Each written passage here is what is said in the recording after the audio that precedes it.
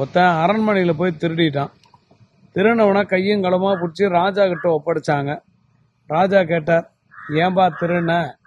ஐயா வறுமை.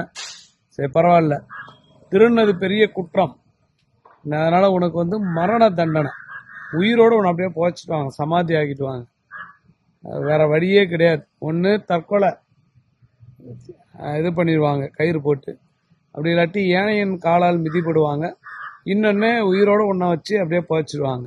எது வேணும்னாரு சொன்னான். கீழே அப்படியே வச்சு என்னை புதைச்சிடுங்க அப்படின்னா. அப்போ உன்னோட கடைசி ஆசை ஏதாவது ஒன்று இருந்தால் அதை நிறைவேற்றுறேன், என்ன ஆசையோ சொல்லு அப்படின்னார்.